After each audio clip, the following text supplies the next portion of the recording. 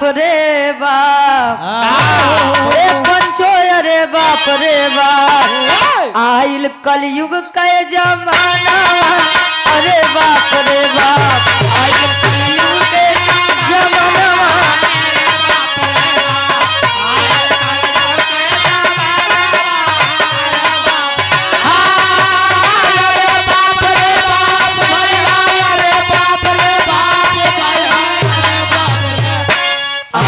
कलयुग के जमाना अरे बाप रे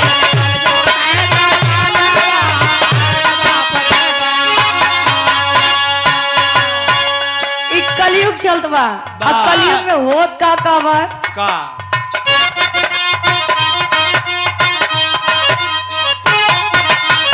छोट बड़े के कदर न जाने नाही कौनो पर्दा नाही कौनो पर्दा भैया नाही कौनो पर्दा नाही कौनो पर्दा भैया नाही कौनो पर्दा बेटवा अपने बाप के आगे मले ठोक के दर्दा हो गया यार मानावा अरे बाप रे बाप दर्दा हो गया यार मानावा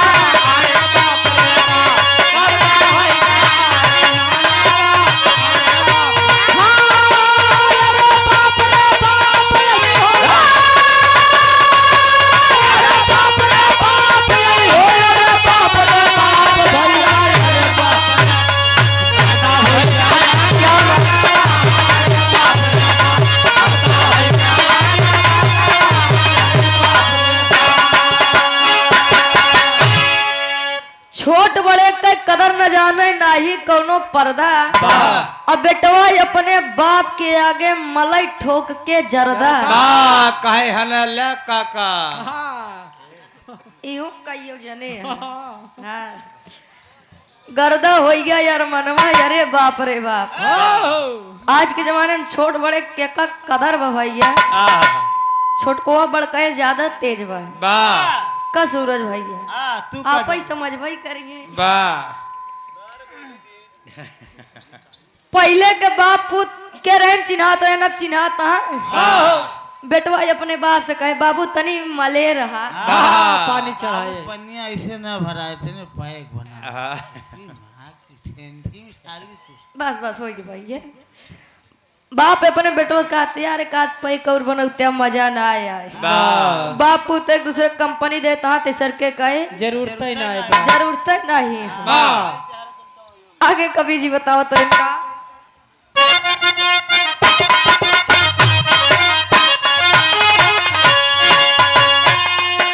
घर के काम काज ना बूझे बेटवा नशा में आदि बेटवा नशा में आदि भैया बेटवा नशा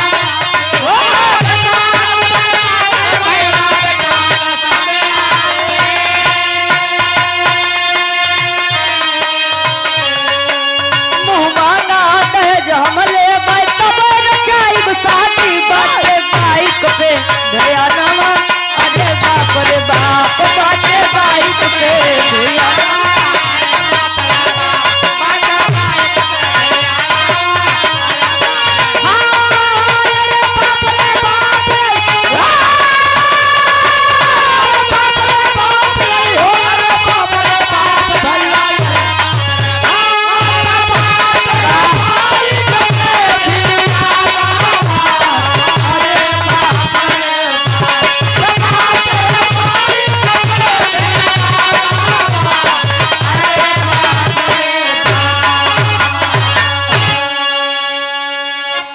गदेला देखा था दस नहीं पास करत था उन्हों नशा चाहत बा छोट छोट गदेला नशा आई बा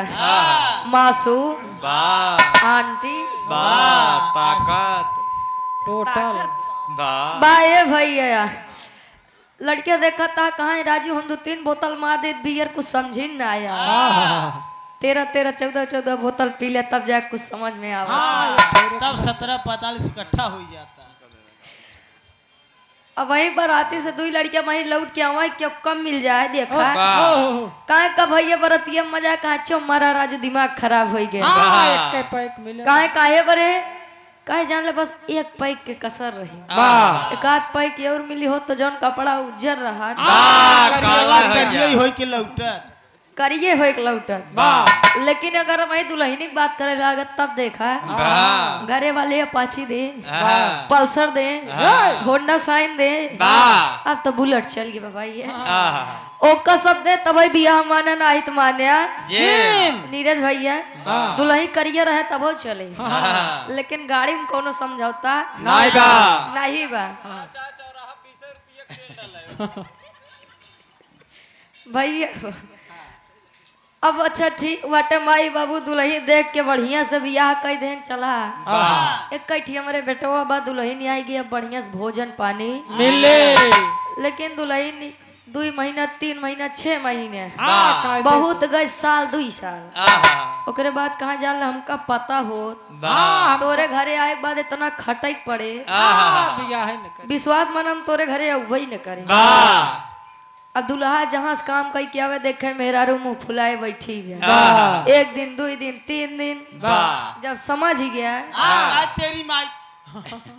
काहे हो लड़की दुल्हा अच्छा गए माई बाबू के आगे हाथ जोड़ के खड़ा हो गए कहे माई बाबू तहार तो बीत गए हमरो हमारी बीते दा। दा अब हमार बीते दान आते अगर नैहरे चली जाए वाह तो जान लो बड़ी दिक्कत हो जाए आहा भैया हो वाह बाहर जमाना उस रोज 7 बजे सो के उठत रही जब घाम लागत रहा तब वाह जैसे अलगाई गई 4 बजे उठे आ गई वाह जितनी बीमारी रही सब गायब आहा भैया हो वाह माई बाबू की स्थिति का हो जाता है दुल्हन आए एक बात सब के नहीं लेकिन 85% के बात ये बा वाह का होता है कभी जी बताओ तो।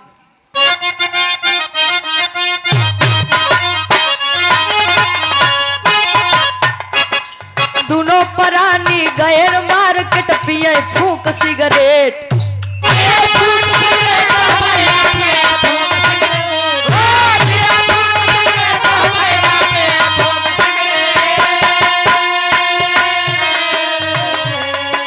घर में माई बाबू रोवे पकड़ के अपन पेट दुर्लभ हो गया बा भोजनावा अरे बाप रे बाप दुर्लभ हो गया बा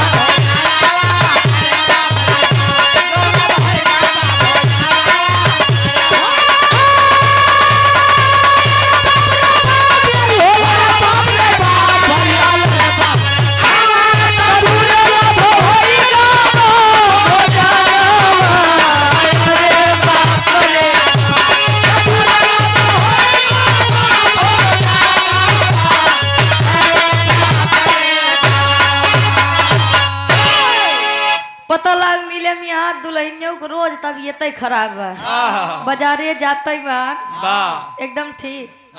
भैया देखा था मेला में हाँ चाट चौमिनी वाला सिस्टम ज्यादा चला था वाह 4 चौमनिया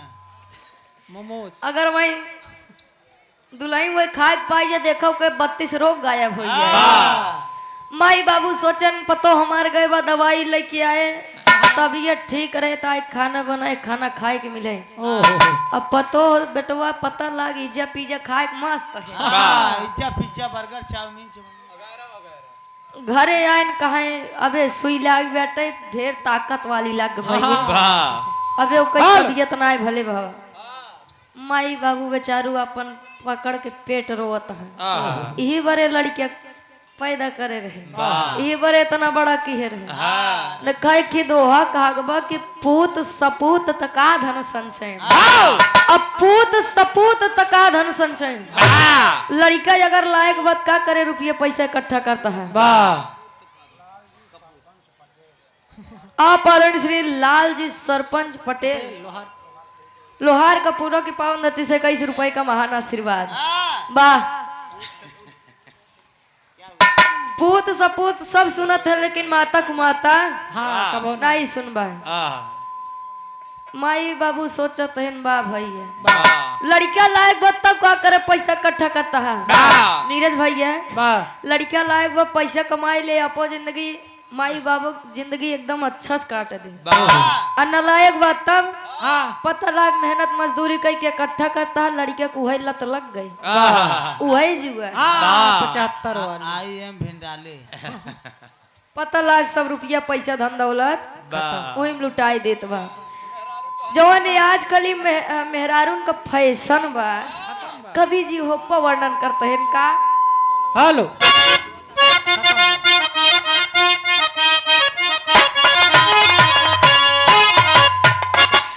आधे तन के कपड़ा पहने संडिल एड़ी उठौआ,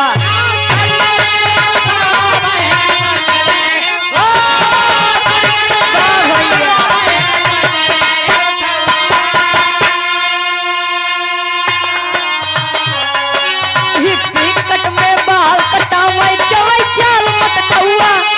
भैया हो तजिया राजा रे फैसनावा, अरे बाप रे बाप तजिया राजा रे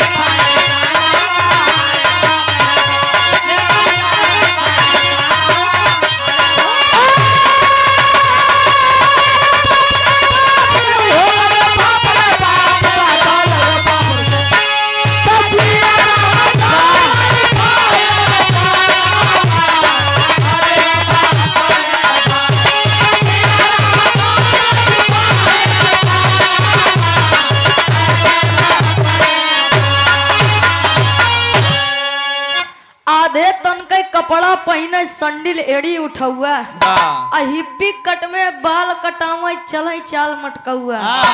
तजियरा जा रही फैशन बा। अरे बाप रे बाप अरे बाप रे बाप, वाह पहले के मेहरारू और आज के मेहरारू में पोशाक में कितना फर्क होई बा, आप सब देखा था वाह भैया। जवन जवन संडिल चलती बा हील वाली आए, हील वाली अगर मन होशियार ना रहा तो गिर जाए, वाह तो दांत नहीं पूरा एक कौन रहा। हाँ बगलों वाले घायल हो जाए। हाँ बस अब इतना बहुत है, आखिरी बन में कहना पड़ा।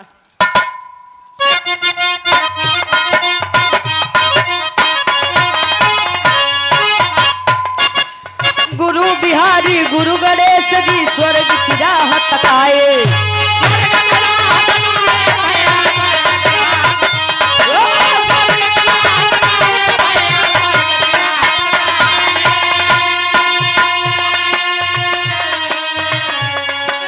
चंद्रिका कभी चांद बन बैठे भारत जी गीत सजाए। भैया हो वाह तकरती रुचि यादव वरना नामा, अरे बाप रे बाप करती रुचि यादव।